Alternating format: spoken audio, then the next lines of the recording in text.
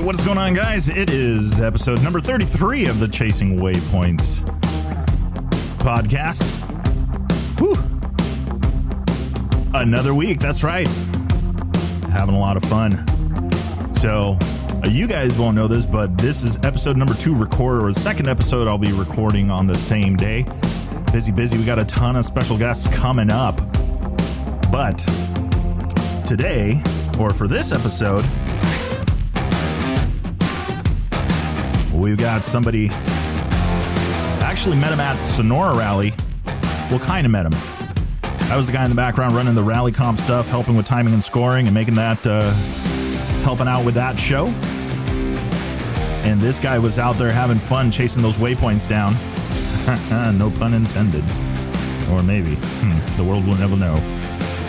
But if you guys listened to the last episode, you may recognize the name Paul Neff. As it was mentioned by Jimmy Lewis, he is one of the guys that is teaching the Jimmy Lewis curriculum up in Washington and making that happen. So we're going to chance to talk to him, find out a little bit more about the school and his riding efforts and how his first rally went.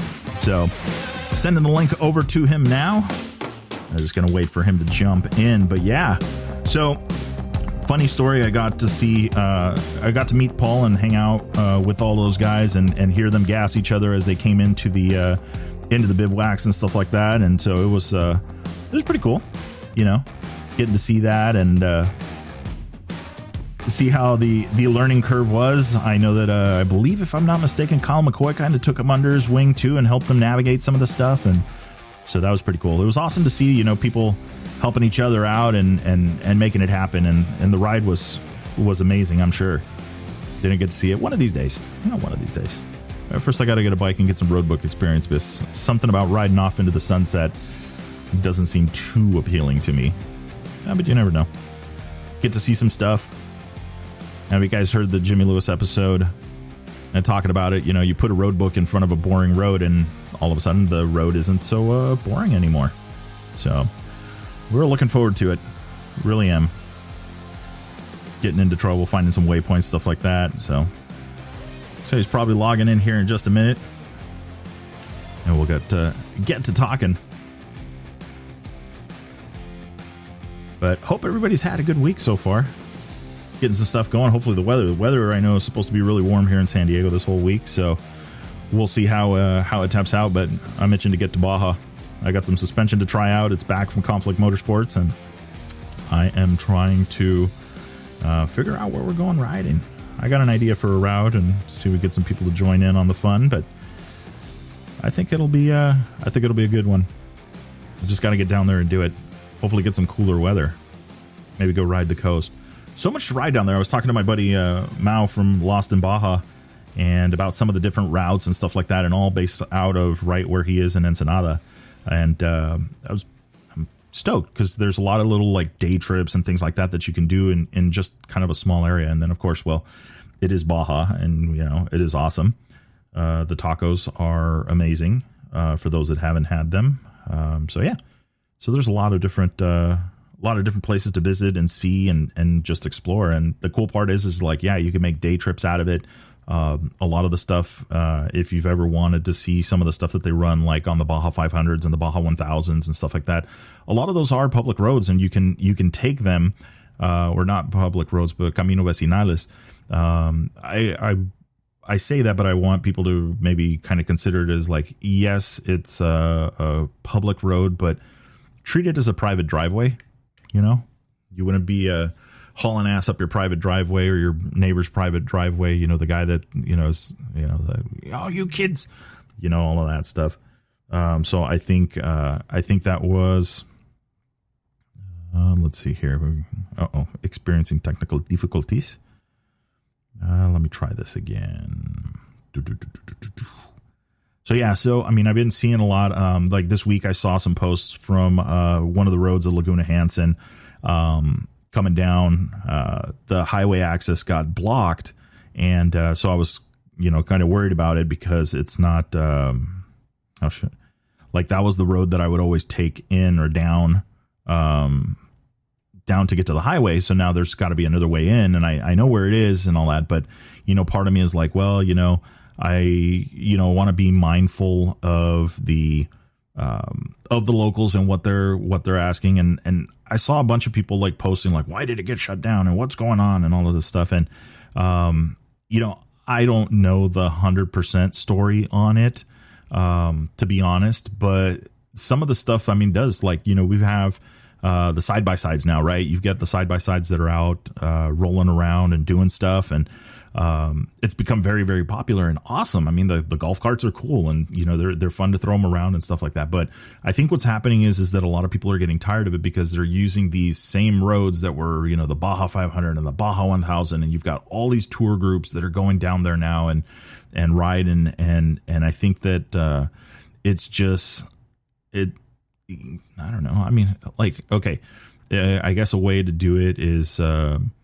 Or think about it is when you go to buy your house, how you consider if you're parked or if you're going to buy a house on a busy street, that's kind of a thing. That's kind of a decision you make. Like, I know it's a 4-lane highway right here, and but the area is really nice. Do you still want to live there because there's a 4-lane highway?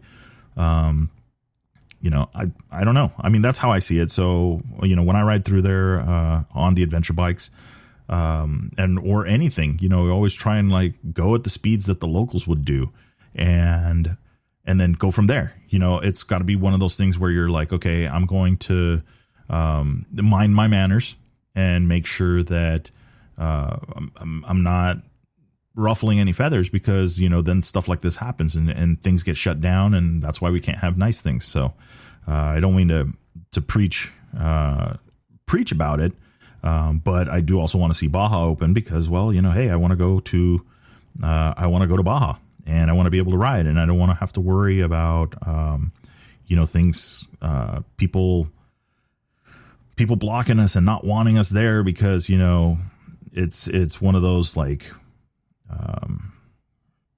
I don't know. It's one of those things where you want to be able to share it with people, and the only way to actually do that is to protect it and everybody kind of be the ambassador. So I'm hoping that this stuff gets resolved and we're able to see more people down there in Baja, get more people through it, and we don't get, we don't start losing our roads and stuff like that. So yeah. So anyway, I've sent the link again here. We're having some problems here. I don't know what's going on with Anchor, but it'll be just a second and we'll get it going. But yeah, so we'll see what shakes loose. I'm looking, like I said, I'm looking forward to doing some rides and getting some miles on the bike and get back down there. It's been a little bit, so I think that'll be a lot of fun for sure. Yeah, sip of the beverage there while we wait for Paul to join in on the fun.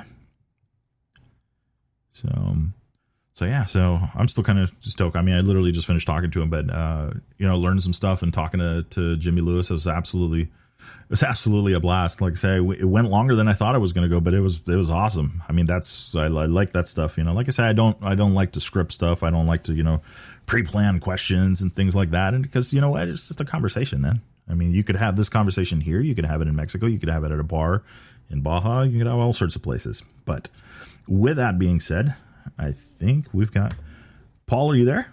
Yeah, I think so. There it is. Now it look works. at that go. Yeah. Ta-da. Okay, so I was just rambling for a little bit, but I don't think you know this, but I literally just hung up with Jimmy Lewis. Oh, the legend. Yeah, that guy. Well, I don't know. He rides a bike, he does some stuff and teaches some people, and I think one of them did okay at Dakar. I'm not 100% sure on that, but that's the rumor. So what's going on, man? How have you been? I haven't seen you since Sonora. Yeah. Busy? Just very busy in all aspects. But definitely still riding a bunch, teaching a lot. And me and my wife are moving currently. And so that puts a little wrench in the spokes, but that's going to be done here soon. And we've got a couple more classes, a big Tour Tech rally coming up. Mm-hmm. And then kind of our season is over, unless I head south for the winter to Mr. Jimmy Lewis's. There you go. Go spend. Yeah, don't come now. Like he was saying, it was like 106 or something like that. I'm like, nope.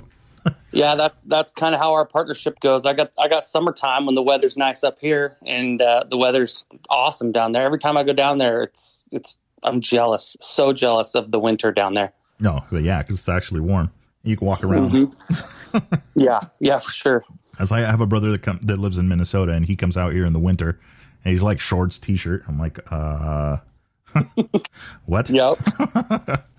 But so I'm trying to figure out where to, because there's so many things like I was like thinking about. I'm like, dude, yeah, because once I found out that you teach classes and get people up to speed on bikes and but then also you did your first rally, Sonora Rally, right? Officially your first rally. Yeah, first rally. That was the first. That day was the first time I ever seen a road book. I just kind of, I don't know, got fed to the wolves, I guess you could say. Yeah, a little. Full send into the wolves, I think is what it is. Yeah, I mean, there's no better time than the present, I guess. Yeah. So, well, let's go back to the riding issue, because it's one thing to know how to ride a bike and then also put on top of that, like, hey, I'm just going to go send it into a rally. When did you get started in riding? What's your riding background? My riding background is, growing up with my family trail riding here in the Northwest, and that of course evolves into racing off-road, hare scrambles, enduros here. Mm-hmm. I rode the ISDE when I was 16 in Brazil. The 6 days, right? Yeah. Mm-hmm. And then I rode the next year on the junior trophy team in Poland. Mm-hmm.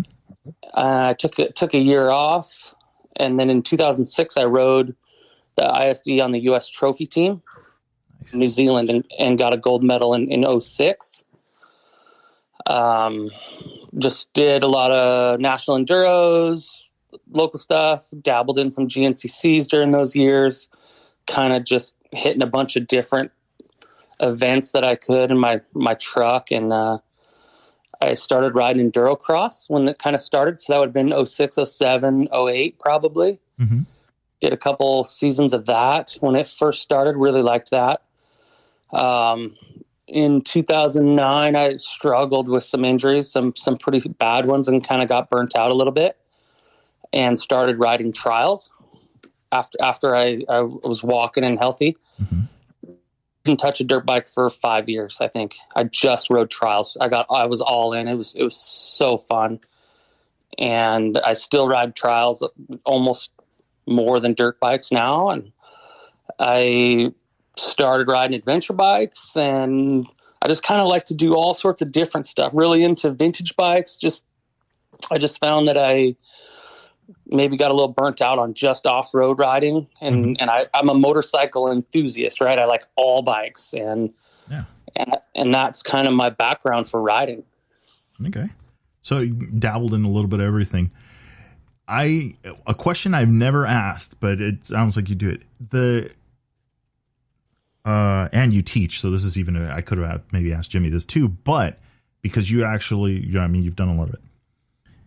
The beginning bike, right? If I really want to learn a set of skills, like just hone in skills, some people have said get a trials bike, and others have said just get a small dirt bike. What do you think? I learned more in those 5 years of trials that I did in my whole earlier career. And what I found is trials teaches you the fundamentals very high. You have to deal with a lot of balance and traction, and there's not a good way to cheat. We don't have the seat to drop to. You have to ride in balance. If you don't ride in balance in trials, you spin the wheel real quick. The speeds are so slow. We can't mask our bad balance with momentum, right? We can't just go fast because the sections are so tight and the speeds are so slow. Mm-hmm. If you want to play, you got to learn to do it the right way. Mm-hmm. And those skills carry through every aspect of riding. I mean, rally riders are using those skills in a roundabout way, right? Where you could be a good motocross rider and get on a trials bike and be like a fish out of water. Mm-hmm. I feel like good trials riders pick up every other aspect in motorcycling fairly quick. And so I wish I would have grown up as a trials rider. My daughter, that's what I have her do. I'd go ride trials, and just that. I love trials, and it's definitely maybe it was the right time, but I will ride trials for the rest of my life as part of motorcycling, right? Yeah. So it's kind of like that. It helps you hone the perishable part of it, right? The stuff that you might get lazy with on bigger bikes. Yeah. It doesn't allow you to mask some of those imperfections with speed and muscle. Trials is very precise, and everything. It just teaches you everything at a high level over time. And you get a lot out of it. I can't recommend riding trials enough to everybody, in my opinion. Plus, it's just so fun it can be super technical, and so it can kind of wear on you a little bit. You're trying something that in your mind should be so easy, but it's so technical. But when you get it, it's very rewarding. Yeah, I can imagine. I mean, well, what I'm picturing in my head is like you're trying to balance and jump and like make it up this face. And yeah, of course we see the videos of usually when people make it, but there's probably about 20 minutes worth of didn't make it footage.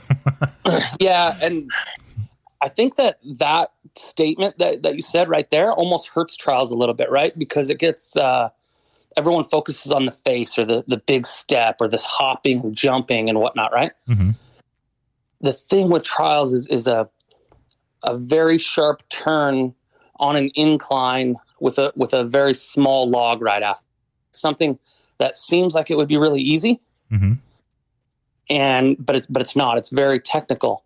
And so everyone wants to do all this big stuff, but you almost learn more from just a turn. It sounds very simple, but it's not. Just a turn, riding a 180-degree turn on a steep slope and tying another piece of the section together, or riding, up here in the winter, sometimes we ride these private creeks and there's all this jumbly rock, and it's nothing too outrageous or radical, but it's so technical that's kind of what I like. I went through a phase where I wanted to ride bigger stuff, and now I just want to ride the most technical stuff I can find, right? Yeah. And that, and it's interesting. In thinking about that, so I'm not sure if you've heard or maybe seen Travis from Every Single Sunday on YouTube. He does a lot of like more hard enduro type stuff. Mm-hmm. And I'm not familiar with him, but I'm following here. Yeah, but like it's all this hard enduro stuff, and for the longest time I was like, I mean, what's cool about that? But then I started seeing some of the areas that they're riding in, but then the technical ability. I see him. We go to Baja, and he's doing wheelies on a 790 on the beach, like it was a 250. And I'm saying, I'm not doing that on my bike. I'm gonna loop the shit out of that. Yeah. No.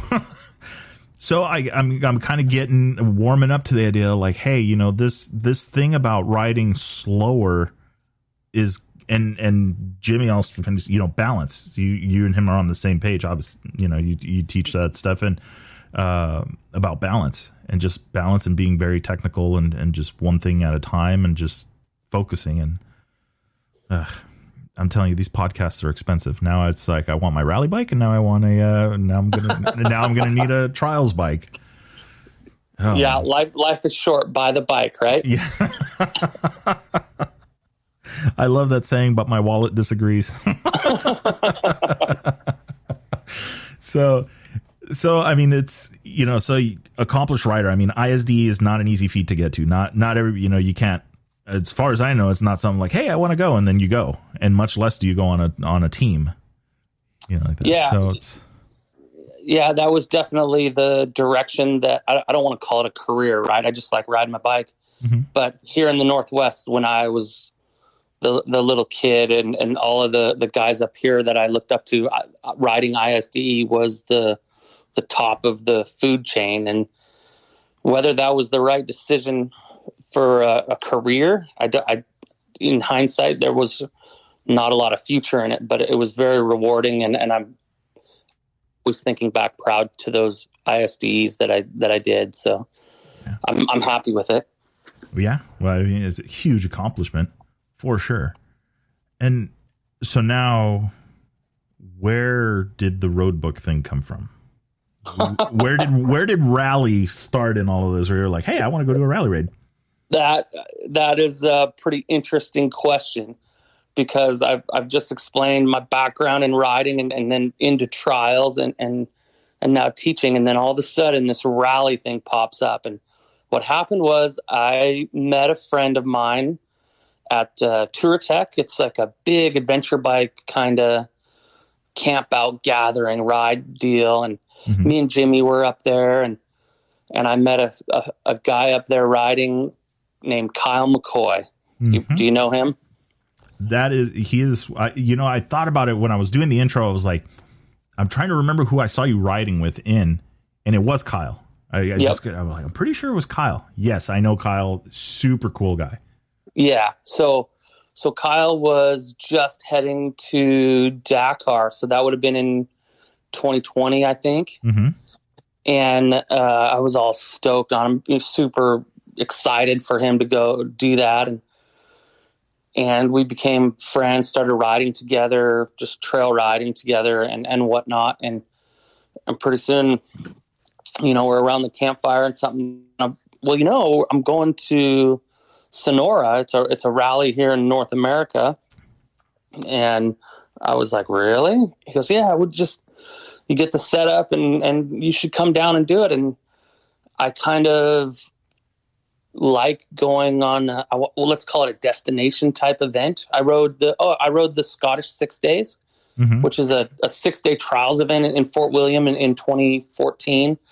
So I kind of like going and traveling to a place and then competing on my motorcycle. And it was something we could drive to it, and it was something new and different. So I knew I could ride, but I'm learning this whole new kind of thing about navigation, which I should have done more preparation, but how that goes. So yeah, long story short, Kyle kind of says, well, you sign up here, and I called some companies for my rally setup, like Moto Minded. I got a Moto Minded kit, and I ran some ICOs that Kyle had, kind of helped get me set up with, and then they what did they do? They delayed it that year, right? Sonora was later. So then I was like, man, is it even going to happen? But it ended up happening, and we went.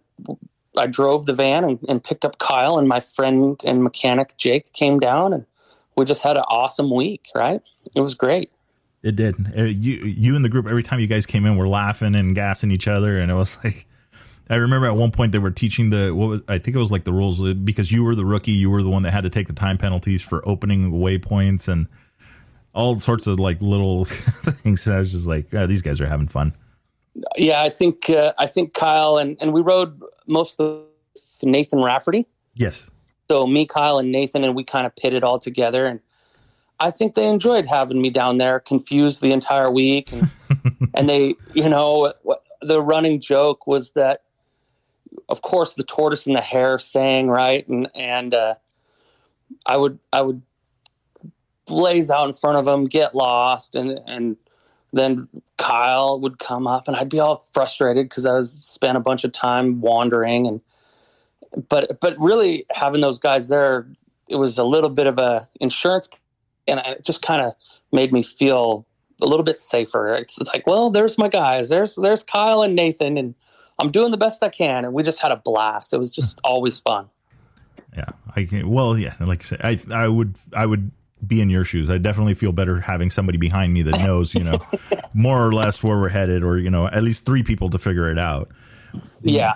So so we got the riding part of the way, and there's like, I've had a lot of people reach out to me about, hey, I want to get into rally and get started in rally and do all this stuff. And some have ridden bikes and some have absolutely not. And those I encourage, to go see, like people like you that do classes and stuff like that. But for the first rally event, right? For like send it, you got the equipment and you do that. Like, what was day one? What was day two? Like, what was the navigation like for you? I mean, you mentioned just now being frustrated with it, but yeah, and frustrating might be a bit powerful, right? I was never.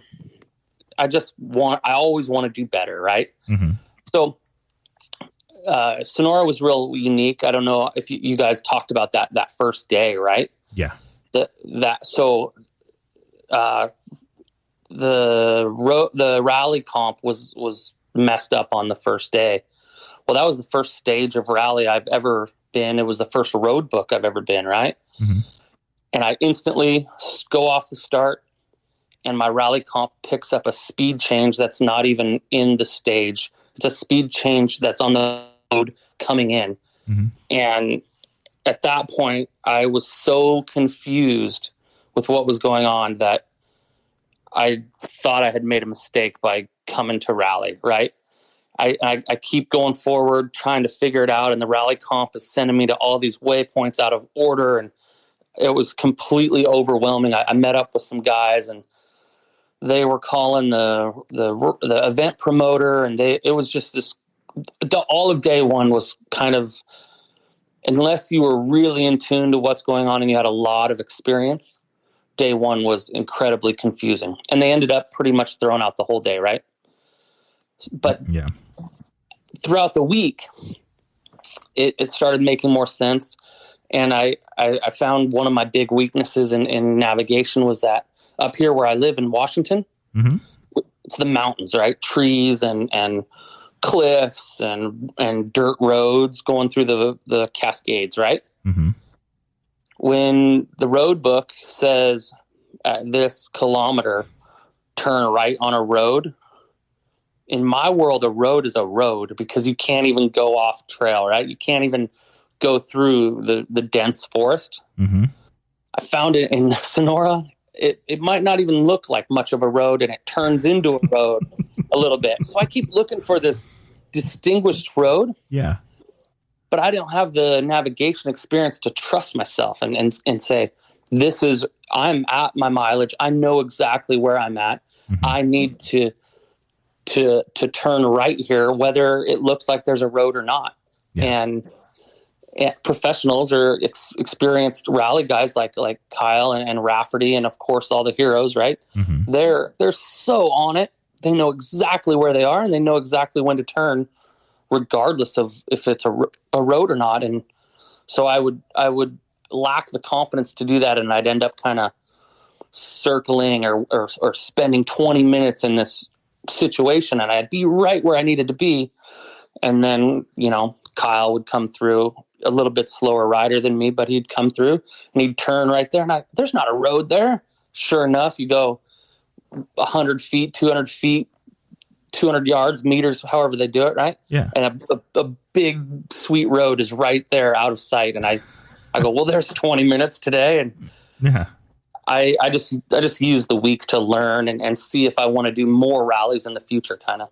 Yeah. So, yeah. Kind of get used to it. And so the normal frustrations, and I was there, so I was on the rally comp team, and we were working through it, and I worked with the organization on what happened on the first day, and we got to the bottom of it, and we know what went sideways, and but for you, once we cleared that hurdle and got out there, and everything, are you going to do more rallies? I'd like to. I did some rally training practice earlier this summer in Wyoming, and I think the rumor is that Kyle wants to ride Dakar again. Mm-hmm. And I think that I might be interested in that as well. Oh, here we go. All right. So that's Kyle has a goal of riding Malimoto. Mm-hmm. And I think that might be the only way that I could possibly get an opportunity to go is to ride Malimoto. And so maybe in the coming years, we embark on that adventure. So yeah. I would like to say I'm definitely going to do more rallies. I was going to do the Baja Rally, mm-hmm. but just kind of got, it's the wrong season for me to have time to go down there between finishing out my season of schools and some other stuff going on. It was just kind of overwhelming. But Sonora, again, for sure, I loved it. Mm-hmm. And then I'm going to do some more training and practice and rally navigation training, of course, with Jimmy down in Nevada while I'm, down there. I'm going to go to the classes, I think, that Jimmy teaches and help out and stay a couple days each time, hopefully, and kind of learn the right way to navigate. Now that I have a grasp at what's going on with the road book, I think getting some instruction is going to be pretty awesome.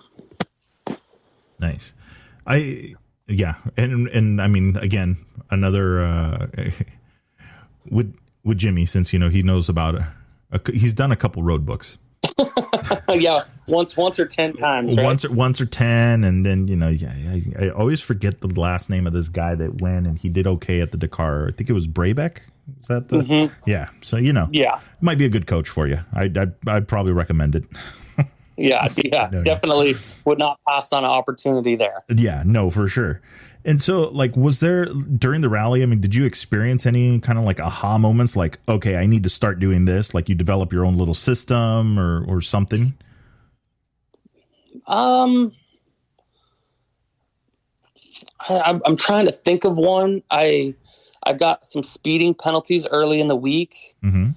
I have a lot more respect for speed zones now. One of the aha moments, this is going to make me sound so stupid, but I'm going to say it anyway. Hey, we're all here to learn.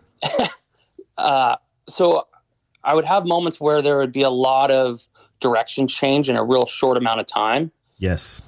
Right. And so you could come bombing into them at, let's say 70 or 80 miles an hour and not even a tenth, just 1/10 left, 1/10 right. You're just kind of working your way through a technical spot of navigation. Mm-hmm. Well, those would be green on the road books, but I didn't know what that meant. Okay. Right. And now I know that if there's a green tulip, that means the next turn or the next direction is coming really soon. Mm-hmm. And while we were practicing in Wyoming, I would just slow way down for those because I was getting so far behind of all those direction changes. And I'm more aware of how important it is to slow down. I have the ability to go pretty fast, and it was kind of hurting me out there with the navigation portion. Yeah. And I've seen, and being on the rally comp side of it and seeing that, especially like you said, the speed zones, you have to be on point on the road book because it's all about most of the speed zone penalties don't happen during the speed zone. They happen at the beginning of it. 100%. And I rode into one and as soon as it beeped, I looked down and I go, I can't believe I just did that. But I learned from it, right? I'm not mad at that time, but there's no excuse for that. If you're trying to do your best, that's pretty sloppy navigating. Yeah, but then you learn. But you know what? Then also the other side of it is it's what makes the game interesting because you did that. But then that doesn't mean that the other 3, 4, 5 people behind you or the 2 people in front of you that you were trying to catch didn't come in 3 or 4 kilometers faster and got a different penalty or a bigger penalty for it, or that kind of stuff. So it's just part of the game. It's just one more for sure. I enjoyed that part, even though I didn't have a lot of experience. I really see where it's going to get incredibly fun. Where rally, I used to love the ISD format and think there was no better format of racing than just a special test with just raw speed, you versus the clock, right? Mm-hmm. And now I'm finding myself pulled towards this kind of navigation racing. I mean, it's definitely a race. Mm-hmm. But it's also this adventure, we're popping out at the Sea of Cortez with my buddies that I caught in the stage, and you're in these amazing dunes, but yet we're still racing, and I'm pulled in, right? That's pretty awesome stuff. Yeah, absolutely. That was Jimmy just said it too. He's all, you could take a boring road and put a road book on it, and now it's a whole new thing, whole nother something else. Yeah, because you have to, your attention is getting split all of a sudden between the riding aspect and now the navigation aspect. So if you're not as aware, you're not as attentive, that road becomes a little more technical, right? Yep. And really technical if you blow by a note. Yeah, or a bunch of notes like I tended to do. Yeah, and that, it's interesting. Like, so that was, having the road books. So I don't know why I can't remember the road books for Sonora, but I think they were printed in color, right? So they were pre-colored. They were pre-colored. Yep. Yeah. So that was something interesting. Like when I was my time at Baja Rally, I would always collect the road books, or towards the end, we always collected the road books at the end, and I would see how different riders would mark them differently. And that was a very common theme. Like some riders, some of the newer riders, you kind of see the road and kind of almost minimal marking. But then you would see some of the guys that have been doing it for a while, and they have like different ways of how they highlight specifically one note that's right after the other when they're really tied together. Yeah. And I go, yeah. So then, now, like you say, now it kind of makes it easier to standardize it. Because obviously, the Dakar's been the trendsetter, and they're trying to make it so that people can't cheat. And, you have map men, and they give you the road book like they did at Sonora, where they give it, right before or with a limited time before. Dakar, I think, is like 15 minutes before the stage start, which is, cutting it close, but part of it. Especially if you're me and you half the time I put the road book in backwards, upside down. I put it in the wrong. That's such a pain in the ass. I think Kyle just got tired of me just being like, guess what I did this time? Guess what I did this time? We had when we were practicing in Wyoming, it was just me and him. I put the wrong road book in. It was AM PM, and I put the wrong one in. So we start in the morning, and I got the PM one in, and Kyle's just shaking his head, laughing. It's funny. I can picture Kyle doing that.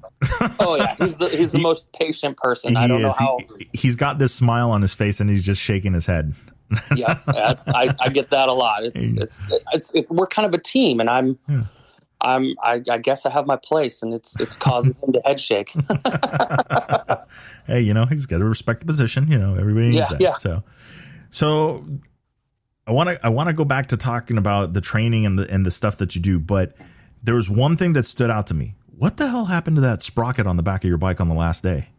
Oh man, you were missing it. There was, I don't know, it was what, like 10 teeth missing? Yeah, the only thing we can think of is that there was an actual like manufacturing failure because there's no rocks, there's nothing.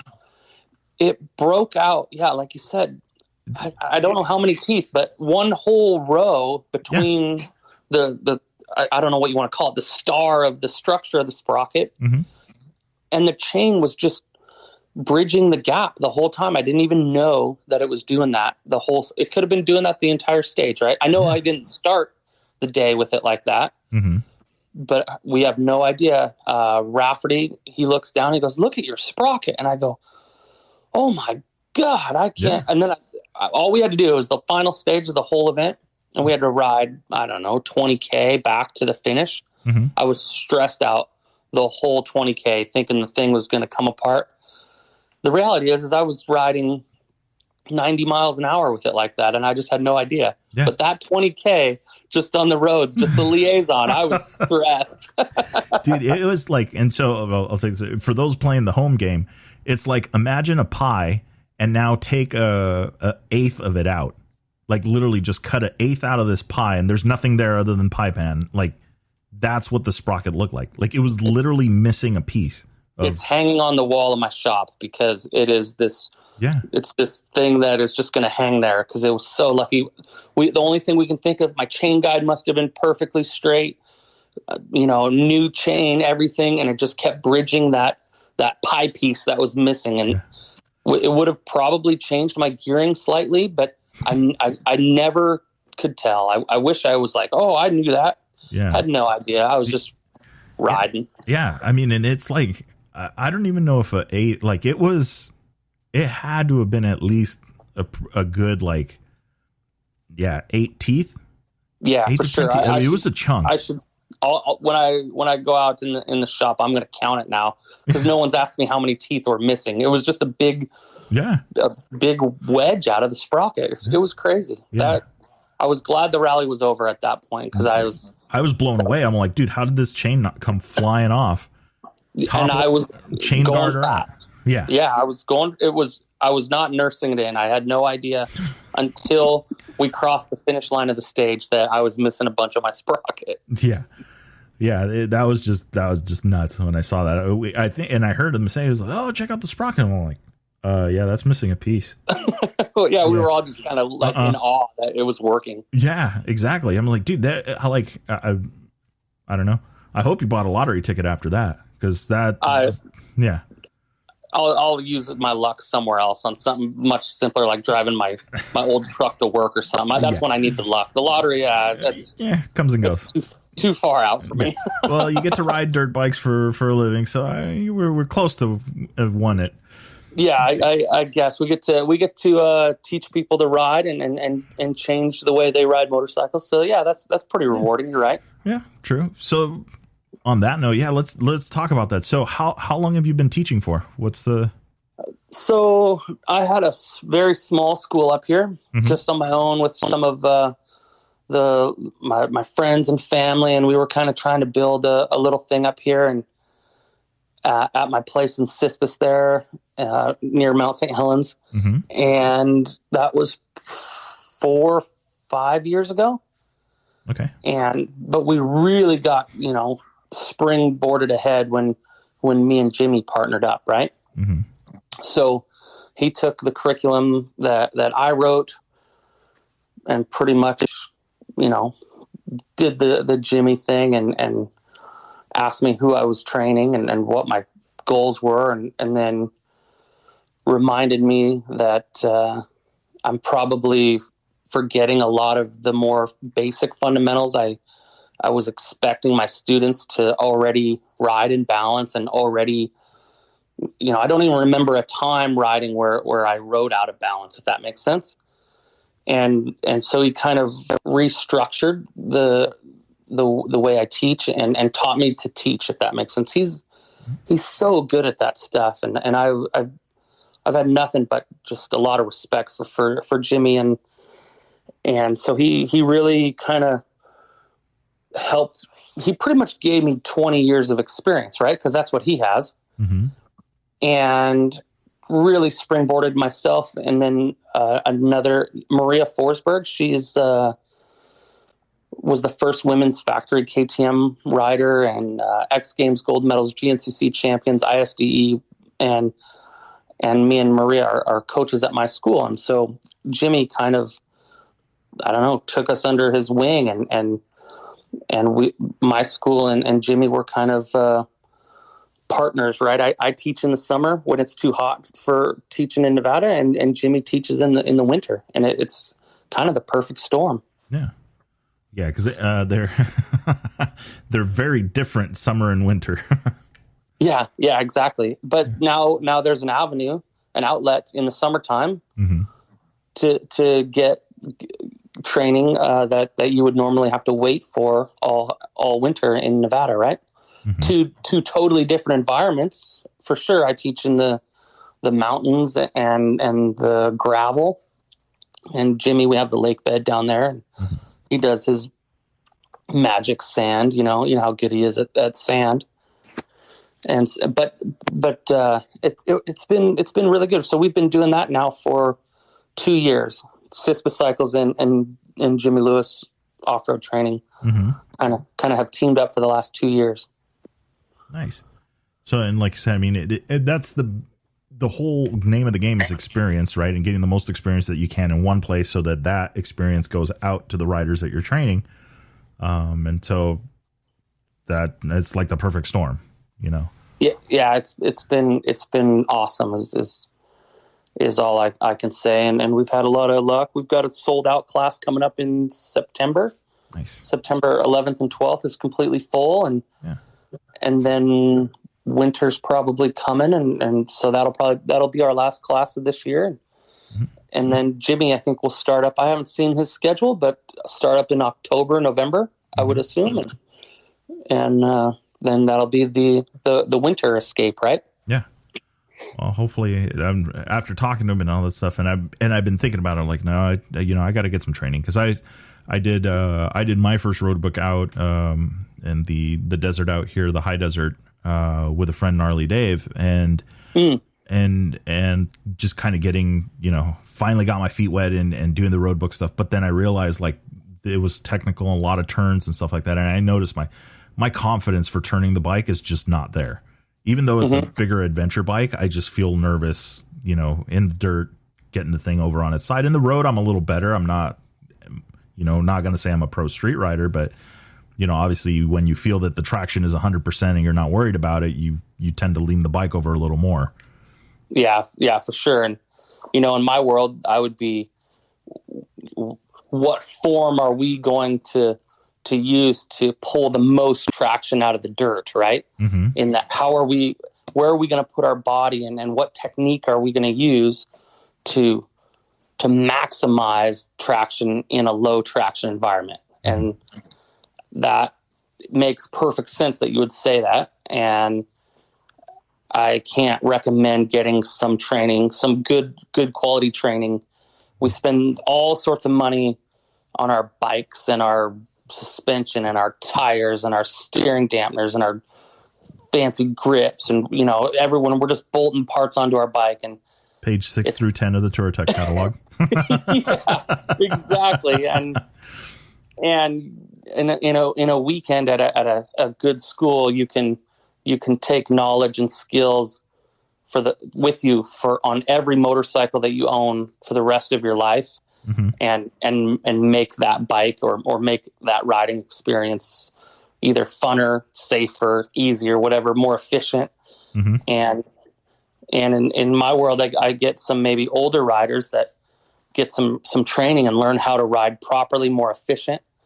And I feel like that's prolonging their riding careers, right? They're going to get more years riding, the better the better caliber rider that they are. And so I'm all for training. And I think it's trending to where maybe more and more people are open to it and invest in themselves. And I like to see that.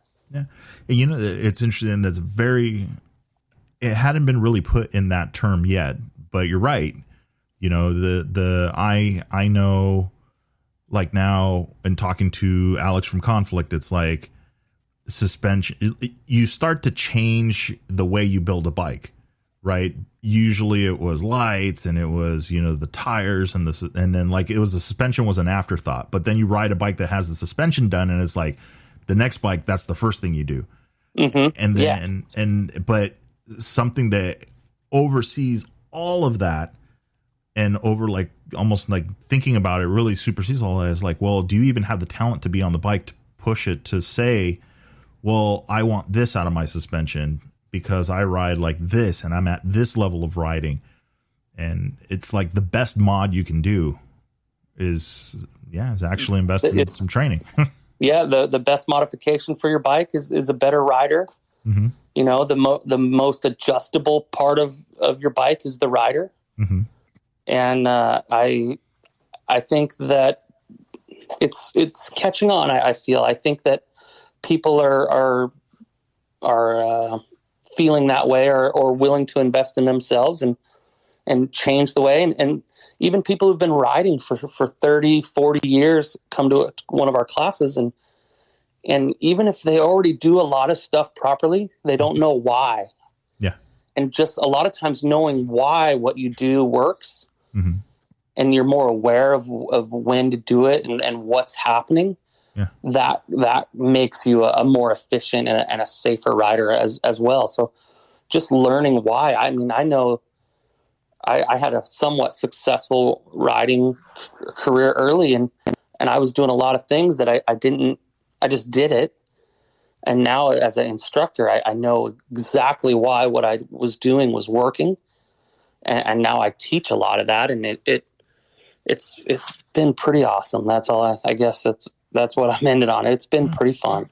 Yeah. Well, I mean, in sharing that, and I you know, in teaching other things and doing other stuff, but that moment where you see your student, that person like getting it, and The aha moment. that aha moment, you know, yeah, it's huge.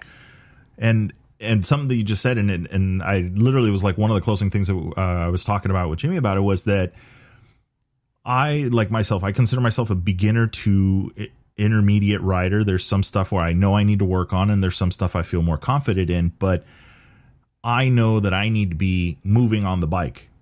And I know that when I come out of a corner, or I'm kind of mid corner, I want to be maybe a little bit more over the front of the bike. And then coming out, I want to start to transition to the back as I accelerate.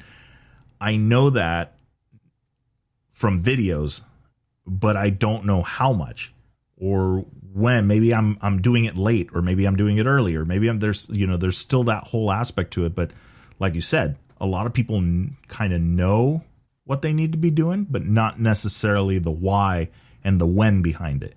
Yeah, exactly. And when you learn that, it makes you more consistent, because you go, man, this is why I'm moving forward, or this is why I'm moving back.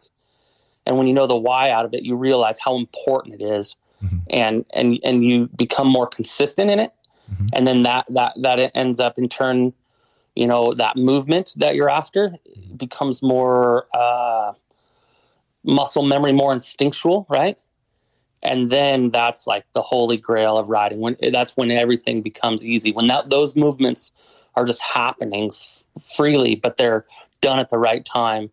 Nothing's better than riding that. You know, when you're riding that well and it's that easy, mm-hmm. that's where it's at. That's when riding becomes the funnest. Yeah. Well, I feel like, I mean, for me, in an experience that I had was, I remember when I first got on it was a 250, a Yamaha, first dirt bike ever. And I remember I could literally, like, we went camping, we went to the coast because I know the coast down in Baja and, you know, all this stuff. And I could go 2 miles before my hands were just killing me. Like, I was not even sure I would be able to make it back to camp. I was just so death grip on this thing. And it just, but over the years, it's like you get used to it. And now it's like, oh, well, then all of a sudden I could ride to this point before my arms hurt, and then this point. And then now it's like, hey, I'm going to go ride down the coast and back up. I'm going to go do 300 miles on the adventure bike, and my ass is going to be sore, but not my arms, not the, you know, it's like other parts of the body, right? Well, that's a lot more than 2 miles. Yeah, a lot more than 2 miles. But yeah, so it's like you're saying, is like you start to enjoy the ride more without even realizing you're enjoying the ride more, or what I like to think of too. And I mean, you'll know more, but it's like you now have another skill set, because there is sometimes those times where you are in over your head, and you know that your training just kind of takes over. I mean, yeah. Oh, yeah. The muscle memory, that instinctual movement, when things start becoming out of your control, or you make some bad decisions, or you are going too fast, and maybe, you know, like you said, things get sketchy. I want that muscle memory I don't want to have to think about where the best place for me to maximize my traction or maximize my braking distance when that truck is coming on that gravel road or whatever scenario it is. Mm-hmm. I want that to happen in a split second. And when you're confident and you know that your form is on top, that it's a much safer way to ride. Mm-hmm. And even if I'm guessing, like, even for me, I know where my limits are, and I worry about those same very things, especially in Baja and with all the UTVs running around. Oh yeah. You know, it's at what point is your talent going to be tested? You know, and the truth is it could happen at any time. I mean, it's just, to any one of us, and everybody's, you know, even the heroes of the sport are testing their talent, but they're so in tune, and they're so good with their form and their braking that they're doing it just as safe as maybe us riding a quarter of their speed, right? It's mm-hmm. it boils down to form and muscle memory and the right techniques, and those guys are, you know, the top 4 or 5 are absolutely stunning out there in rally right now. I have a lot more respect for what the Braybecks and the Skylers and what those guys are doing. It's incredible. Yeah. It's one of those, like, it's just beyond me how they can function at that speed and then navigate at that speed. It just, and handling the bike and doing all of that stuff. And my experience, I always go back to was Steve Hengeveld at the Baja Rally one year. It was like his life's mission for that rally was to beat us to every finish line. And I remember we get to this stopping point where we're going to neutralize the stage, and like he literally, like, we didn't even have time to set up the signs, and he just blows by us. I obviously couldn't rope it in because it was kind of like a whoop section, and I mean just over the top of these things, and I mean I don't know, and he circles back around, comes over, and he's all, "What's going on, guys?" I mean, it was like he was asking me for a venti iced tea at Starbucks. He's just super chill. He was riding with less energy in that environment than you were on that 2-mile ride where you were exhausted. If there's that is the greatest explanation of that. You're right. Like no energy expended almost whatsoever. And I can't imagine it. But it's also, I mean, it's like it's just riding abilities and experience and more riding and more all this stuff. It's just absolutely insane. It's pretty cool. That's for sure. Yeah. How they can do it, I've no idea. Well, I do. Yeah. Years of training. Let me know when you find out, because I would love to be able to do it like that. But I'm out there riding Fruit Loops trying to find my road. Well, okay, look, I can tell you, from the navigation side of it and from rally, like I've gotten to be on tracking and watching, on the rally comp and watching everybody where they're going and doing all that stuff, and I can tell you is that navigating and rally is the great equalizer. It is. If you think you're the fastest guy out there, you could be the hottest thing on two wheels, but there's a guy right behind you on that 500 EXC that's nowhere near a factory ride that has a honest chance at getting right on your heels. Exactly. I felt that way in Sonora because I got Kyle and I got Rafferty, right? Yeah. And speed wise, I have more speed. I ended up, Rafferty finished 10th, I finished 11th, and Kyle finished 12th, I think. But there were days that I beat them by a little bit, and there were days that they beat me, and there were days that I could not beat Kyle in a rally, where if we were in any other racing format, and Kyle's a great rider, I have more speed than Kyle. But rally, I go, Kyle just straight up beat me today, right? I go, man, he's awesome, right? He's so good at navigating, and it was that equalizer you're talking about, and now I got to get better at my navigation so that doesn't happen anymore, right? Yep. Well, and that was I've seen that happen before with at one of the Baja rallies. It's the same thing, and they always talked about it was rider gets ahead, blows the corner. Here comes rider number 2, and rider number 2 is clearing the waypoint, and then here comes rider number 1 again. So it's like you go, it's.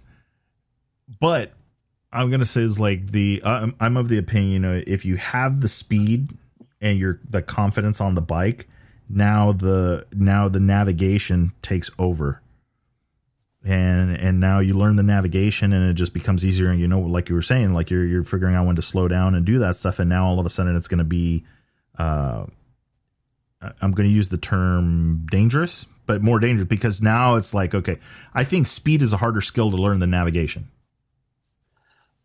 Yeah, I would probably tend to agree. Although right now in my world, it's way easier for me to ride fast than it is navigate, right? Because I'm used to riding at my level of fast, right? I'm used to doing that. I'm comfortable doing that, and that's easier for me. Yeah. But I would think you're right. It would be easier for me to just now focus on navigation and then see where those results would put me. So Yeah, I can't really answer that because I'm not good at navigating, right? I don't know. I haven't learned it yet, so I don't know what's easier. Okay. Yeah. I mean, that's fair enough. I mean, it's true. It's where the experience came from. Outside looking in, though, I just, maybe the other way around, if I thought the navigating was, or if the riding faster was easier because I had more riding experience, yeah, I could see the same thing. It's just where you come from. That's how I feel right now. But I do think that there's huge gains to be made. I know that you can lose enormous amounts of time in a stage with navigation. I watched me lose 20 minutes, 30 minutes a day or more just with bad navigation. Now, you've got to go a lot slower to lose 30 minutes in a day riding. You know what I mean? So the mistakes in navigation can be very high time-wise. In navigation is very important, if not more important than how fast you go. Hence, Rafferty and Kyle putting it to me at Sonora, right? The navigation is what was getting them beating me. Yeah. But you can, I mean, it's just like riding. You only got faster by riding. So it's the same navigating. It's only faster by navigating. Yeah, no, there's big gains to be made. And I spend a lot of time in Pahrump, and I hope that some of that magic, maybe rubs off, right? Oh, for sure.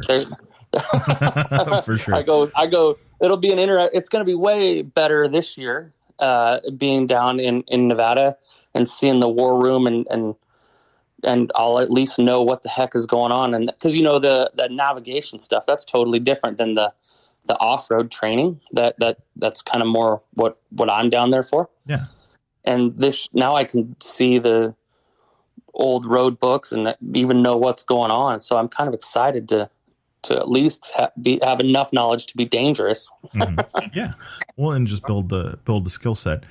So there's, coming from a training background and ISDE and everything that you've done, for somebody I had somebody reach out to me on Instagram, and I've kind of I haven't really named it, but I had somebody reach out to me on Instagram, and it's like, I've been following the Dakar, I've been doing all this stuff, and I really want to get into road books, but I also don't know how to ride a dirt bike. I don't know what to get, what gear, what bike, zero.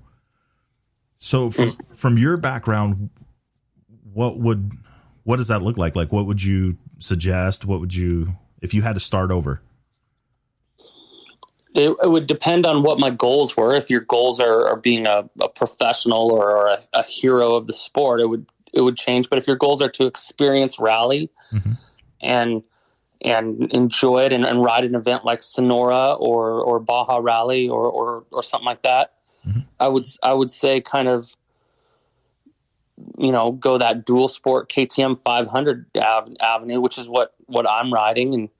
And you've got, I think rally, you have to have somebody. I had Kyle, you've got to have somebody who kind of leads you the way, or you need to reach out to somebody. And I think rally's growing enough that there's guys out there.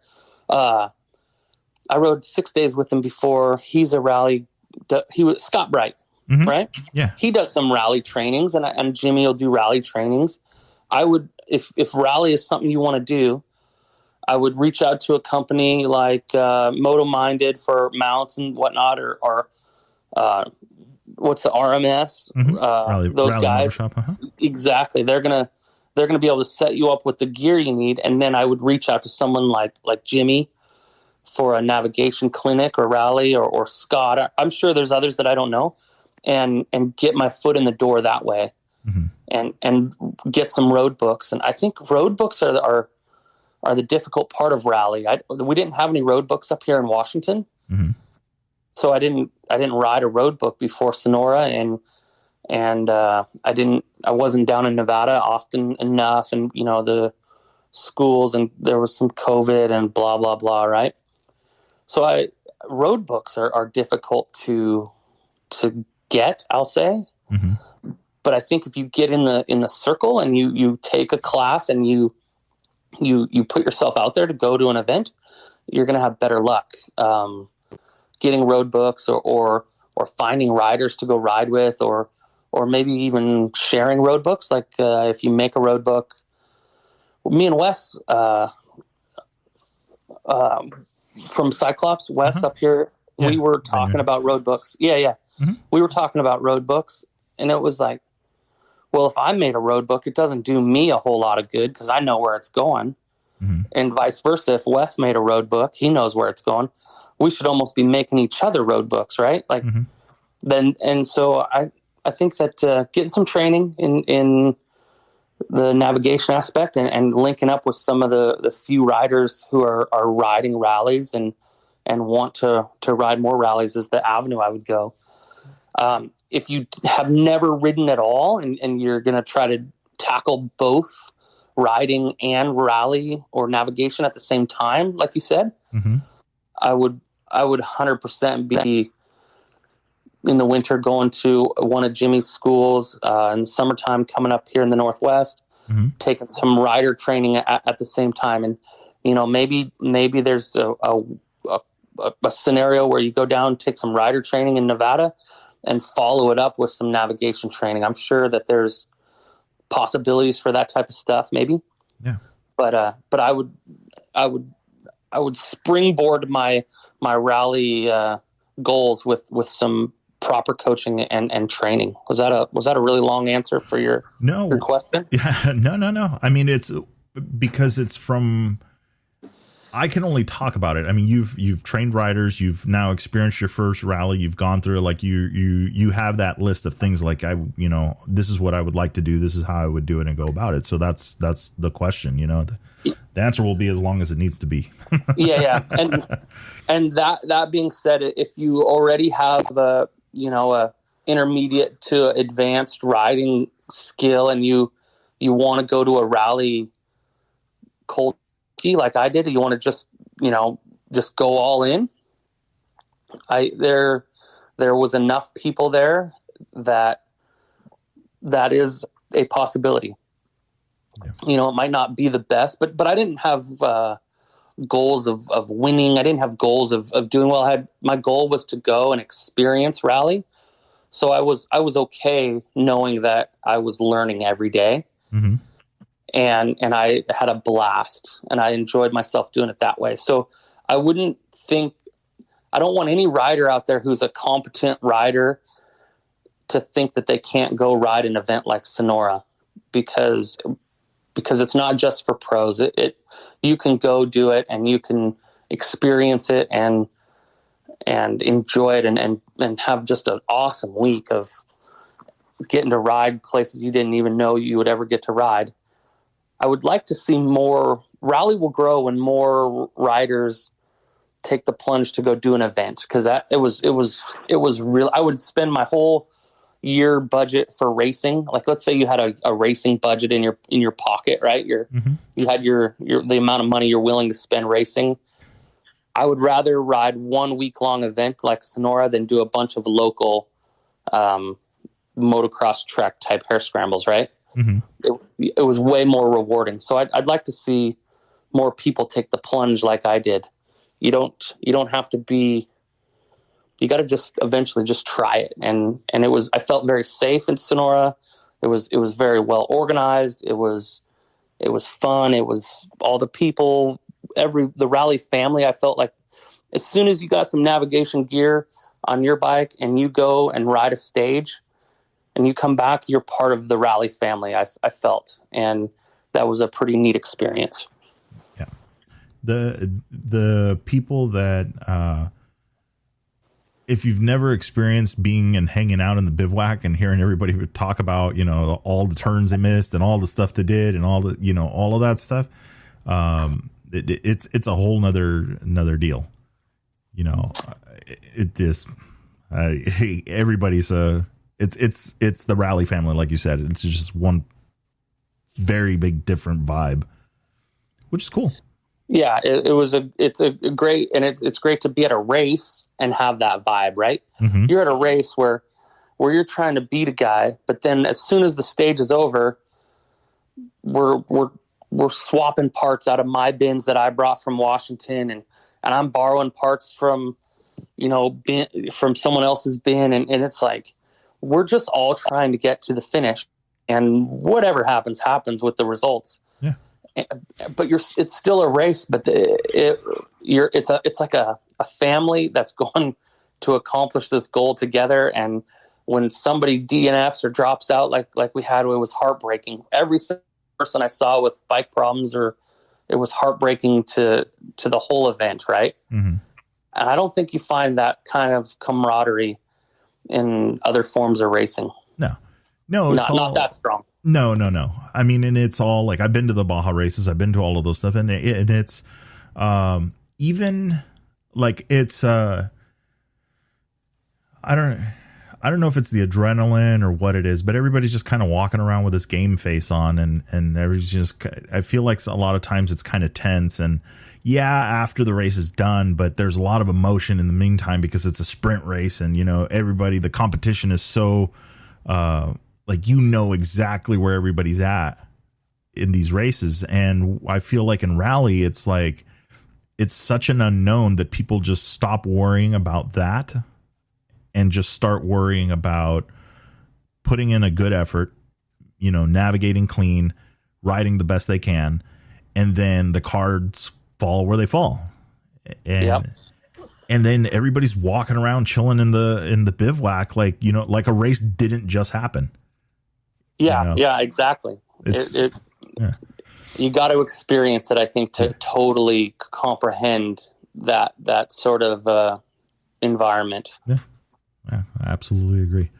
So moving. So we're looking, what you said, Sonora Rally is probably going to be the next. Yeah, that'll be the next rally event. But I'll definitely be training and learning navigation in Nevada. I've spoke with Jimmy about it already a bit, and nice. Sonora for sure. And then after that, we'll see where we're at, and then we'll see what our goals are for maybe that, larger D word or Dakar, right? Yeah. Mm-hmm. And see where that stands for. What would that be? January of 23. Yeah.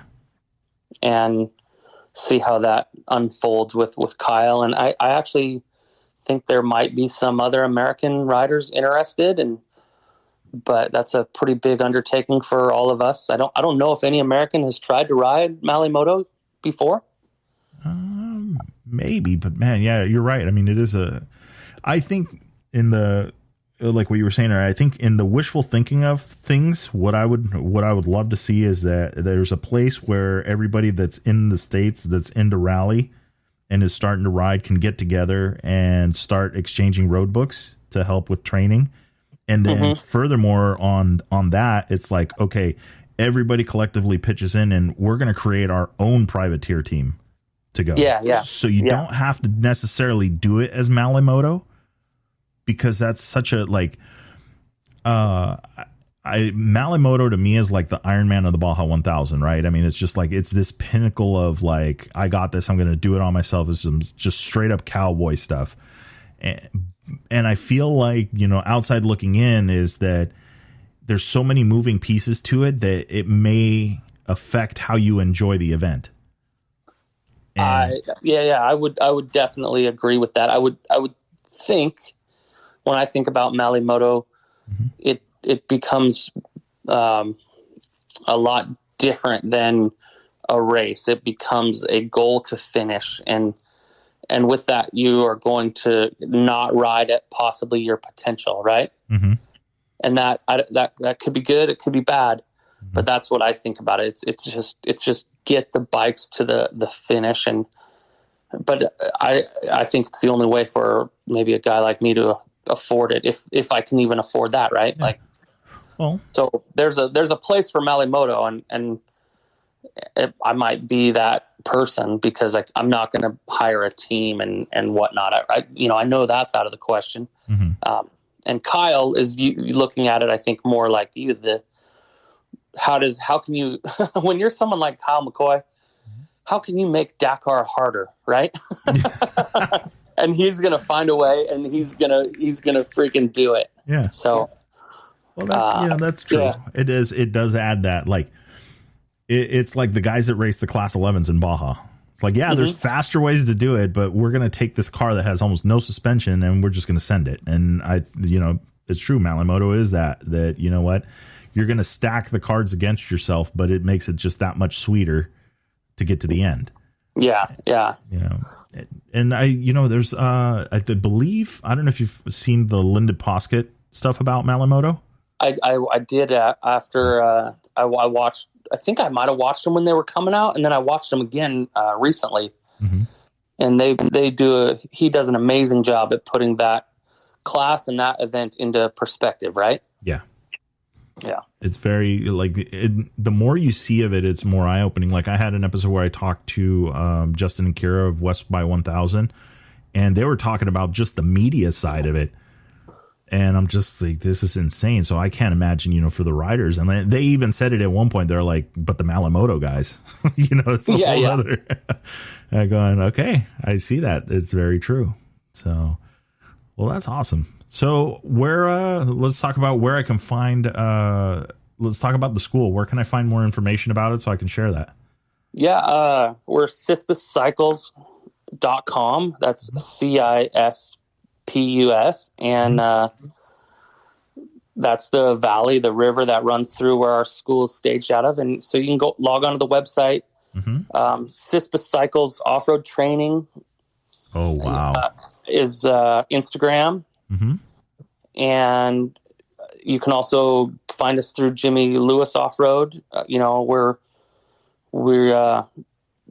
partners, and that sort of thing. So, like I said, I think most of the training will be at Jimmy's over the winter, and then we'll fire back up when the snow melts next year. But yeah, that's our school. Me and Maria and Jake, and we'll be teaching again next year. It's been an awesome time. Yeah, this is man. Now see, I'm telling you, these podcasts are getting expensive. Yeah, sometimes when I travel and go places, I can't wait to get back home, right? And that's where we live, and that's why I don't have cell service for 3 or 4 days at a time, because that's Cispus is where it's at. Yeah. That's like literally, like I look at it and it's just like the opening slideshow of it, and I'm just like, everything's just green and the mountain in the back, and it's just amazing. Yeah, welcome to the Northwest. Yeah. So, okay. And then room for big bikes? I mean, what you guys teach and the rides, the trails that you guys go on? Yeah. I think next year. On the 790? Yeah. And in fact, I think next year we're talking about doing big bike only classes. Oh, okay. And, but I'm of the belief that you can learn more on a smaller bike, right? When a big bike gets out of balance, just barely. Oh, yeah.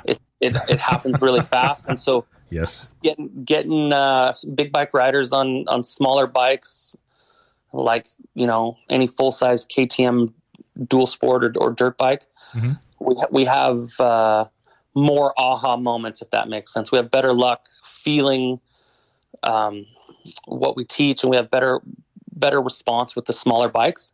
But this year we had a lot of big bikes interested, and I think we're going to just adjust our environment a little bit and do all big bikes a couple classes next year, which will be fun, right? Yeah. Well, it's kind of even like you said, for those, and I've always joked about it. I was going, well, the adventure bike is only 500 pounds when it's at 0 miles an hour, but it's the in between, and when you start getting down into the 10 miles an hour, where the weight starts to come back. Like you said, it becomes a handful quick. Or an adventure bike, it weighs the same as a dirt bike when it's in balance, but as soon as it drops out of balance, it becomes very heavy very quickly. Lots of fast decisions need to be made. In the correct manner. Yeah. So that's our website, and awesome. And like I said, we're booked for the season, and so excellent problem. Exactly. I can't complain about that. And looking forward to carrying that into next year, next season. But I think the next training opportunities are going to be in Nevada. We do have me and Jimmy are teaching together at the Tour Tech Rally, September 20th, 21st, 22nd, something like that, up here in Leavenworth or Plain, Washington. So I'm pretty certain there's openings for some classes up there at the Tour Tech Rally. So even though we're booked, I guess there is some training opportunity up there. Yeah. Some 1 day or half day, Tour Tech does it a little different up there. And, but that's always a fun time. We'll be up there. I think Cispus Cycles will have a little pop up in a booth up there, it sounds like. And Maria and myself will be, slinging some stickers and that sort of thing, just kind of meeting people. You just saw our website. I tend to hang out in the woods kind of by myself or with just my friends for a lot of the time, and I need to put myself out there a little bit more. So we're get out and talk to some people. Yeah, exactly. So we're going to Tour Tech, and we're going to do that thing and ride for 4 or 5 days up there. So yeah, we're looking forward to it. Nice. Yeah, I'm looking at the classes here for the training, and so you guys will be up there. Yeah, this is awesome. Yeah, I gotta start getting out to some more of these events. I've been headed to the rallies and all that stuff, but this is all kind of in that same time, because I know Baja Rally is at the end of September. So that's where my schedule kind of started becoming overwhelming, and we were going to go down there, and I finally had to say I can't. Yeah, I can't do it. Yeah, can't do it either. Yeah. Yeah. The what was it? And I only because it looked at She ADV. He'll kill me for saying this, but it reminded me of, you talked about the vintage motorcycle stuff earlier. Yeah. You kind of mentioned that. Adam Shirt, I had him on the show from the Vintage 1000.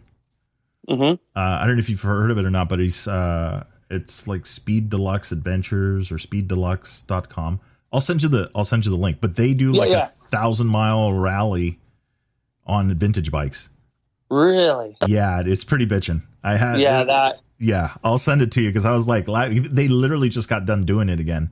That sounds awesome, because I've always thought, because I grew up riding the 6 days, the ISD, but they were always on modern bikes, right? Yeah. The ISD was a different race in the 70s, 60s, 80s on older bikes. It was a different experience. So maybe that's a way to kind of see what that might have been like. Yeah, it's pretty cool. And I mean, they do one. They have the mountain route, and then they have a western route that they do. So they do two different ones. I've already got the dates on the website. Yeah, I'll send you the link. Yeah, it was pretty cool. Okay. I was like, I wonder if he's heard of this. But yeah, that'd be awesome. I'm sure you'd have a time. I think they had one bike catch fire this year, which is actually a thing. They always have adventures. This year we only had one catch on fire. So at least I think the year before was the same. I don't know, but it's all cool. It's all like pre. I'm totally gonna misquote it, but I think it's like pre-86 bikes. Yeah, so it's pretty cool. But awesome. Well, dude, cool. I know it's getting late, and I appreciate you taking time and sharing your adventures with us. And it's all good. I appreciate the opportunity. I'm gonna have to look up what a podcast is and start listening to these things. Yeah. No, yeah, absolutely. It's just rambling, talking about stuff. Yeah. I know. I've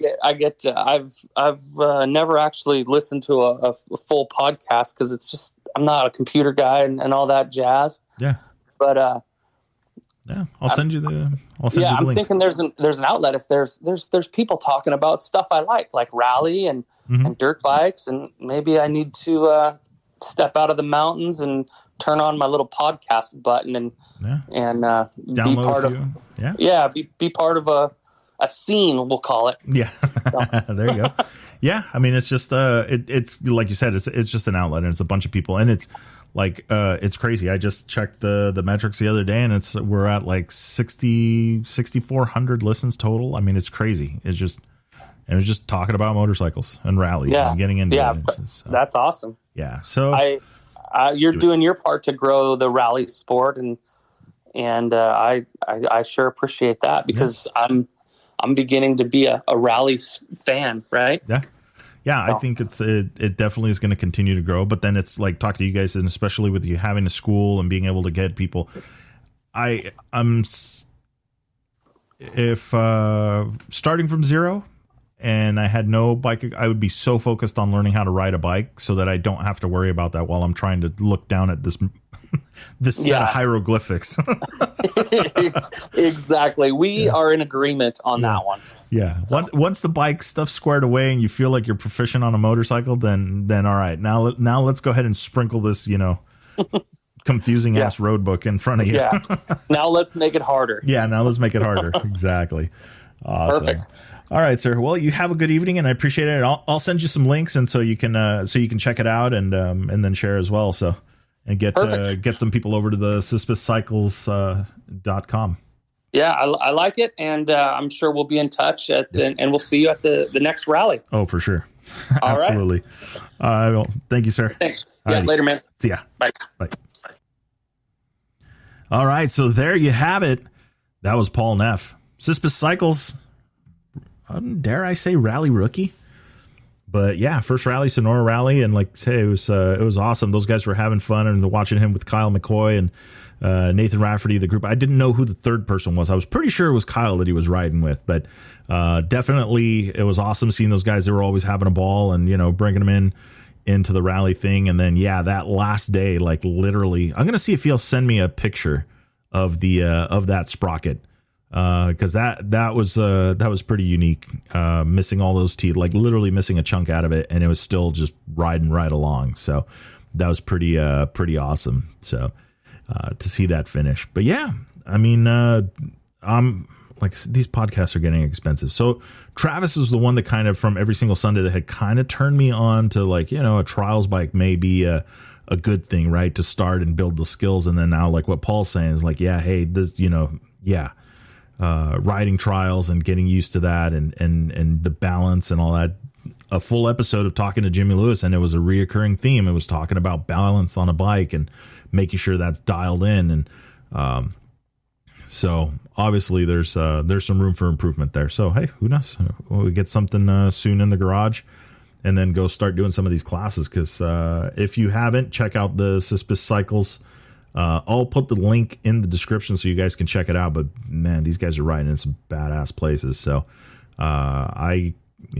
let's see, man. 2022, maybe go out, do some more traveling, put some miles on the Tiguan, and drag a bike or two behind me. Okay, I'm starting to look at this. I got to figure out who's going to sponsor me, Visa or MasterCard. But yeah, we'll see. So anyway, that is a wrap, man. This is the first time I've done 2 episodes back to back. You guys will hear them separate on separate Sundays. But for me, that is, we're going on almost 3 hours of straight talking. So, I am having fun. This is awesome. I do apologize for the episode that I did miss previously. But I was busy getting a bunch of people, and we still got more to go. I've got a huge list of people that we're out to and talking to. I got a couple that are saying, yeah, let's do this, but we just need a little bit of time before we can make it happen, because they're out doing things, rally things, making rally bikes faster. So I won't say who it is, but a couple people might recognize the name. So anyway, that is a wrap for today's show. Hope everybody's having a good week, doing good things, rubber side down, shiny side up.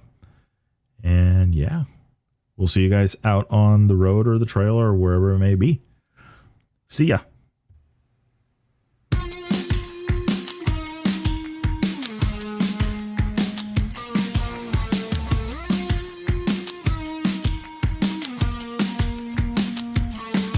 All right, that is a wrap for the Chasing Waypoints podcast this week. Hope you guys enjoyed the show. Don't forget to like and subscribe if you like what you heard. We are available on Apple Podcasts, Google Podcasts, and a bunch of others. Also, follow us on social media. You can find us on Facebook under Chasing Waypoints, Instagram Chasing Waypoints _official, and of course, the YouTube under Chasing Waypoints. Hope everybody has a good week. We will see you guys for the next episode. Remember, shiny side up, and don't forget to tag us. We want to see where you guys are riding and what you guys are up to. Have a great week.